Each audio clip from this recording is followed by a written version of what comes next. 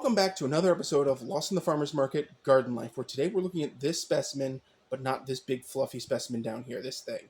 This wild and crazy aminal. Yeah, that's Mischief. He just insists on being in these videos as of late. He's like, you bum, you didn't film any new ones. Anyway, the scientific name of this plant is Corchorus olitorius. That last one sounds kind of dirty, but it totally isn't, and you'll see why. Its common name is Egyptian spinach, and it is a hot season substitute for your traditional spinach, which tends to bolt and go bitter in our extreme heat of our high heats of the southeast. So it is a substitute plant, a food substitute. You would normally eat these leaves here, but the seed pod you could also eat. Now, let's get into that scientific name. But first, it is in the family Malvaceae, which means it is related to okra and cotton and all of them. It is a mallow. The more research I do, the more I find out that mallows are far more common in the food department than I ever thought they were. But we're taking this journey together.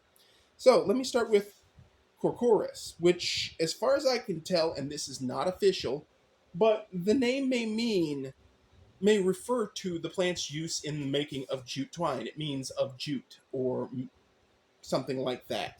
But that's not a solid answer because I couldn't find a definitive answer. That's what a couple of sources suggested. And suggested sources are 50-50. That's just how it is. Now, olitorius means pertaining to vegetables. I know, some of y'all had your mind in the gutter and thought it meant something like a body part. We have a PG rating here on this. We have a G rating on this channel, so keep your mind out of the gutter. Now, this plant is native possibly to Asia or Africa. However, a few credible sources indicate that there are more subvariants of this plant in Africa than anywhere else, so that is probably where it originated, through natural selection or otherwise. Yeah. So, it is hardy and perennial in USC zones 9 through 11, but in 8 through 5 it is treated as an annual. So there's that. You probably could bring it in for the winter, maybe, but we're going to find out how that works because this is like the first year I've grown it, so we're going to find out. Its pH range is 6.5 to 6.8, and it takes basic potting soil. So basic garden soil should be okay, but remember in the southeast, soil fertility is a problem, so you're probably going to have to fertilize more. Now, its exposure is full sun to partial sun, so it'll take dead on 8 hours of sun with no problem. And Mischief is back to cause more trouble. Nobody wants to see that, Mischief.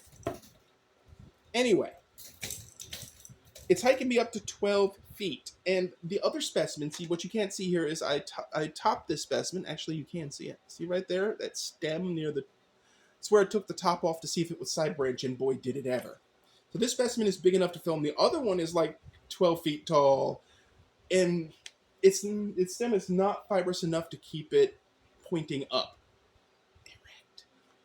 But I digress. Now, the width can be up to 2 feet if grown as a bush, which is kind of what we're doing here a little bit. It wasn't intended. I wanted to just get it fluffy to see if I can maximize leaf production. And it seems taking out the central leader will do that for you.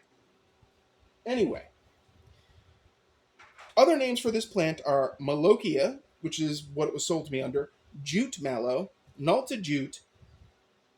I'm kidding you, these names come up all the time, but Jew's mallow, I don't know why they call it that. Tossa jute, which sounds like an insult. Bush okra, okay.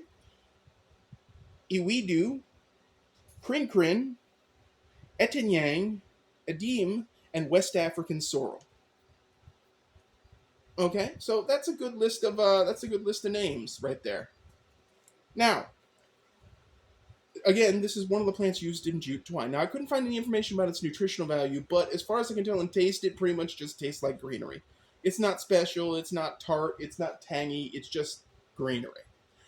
It cooks down like spinach, but you can also eat the seed pods. It has a pretty small yellow flower. I don't know if that's even it's a bud. It has there's a spent one right there, folks. So it has a little yellow flower that's obviously a mallow flower because it's got that cup shape and the specific sex bits that indicate that it is in the Malvaceae family. And that's about it. Now, this plant is kind of thirsty. And it will rapidly outgrow pots like this if you're not careful.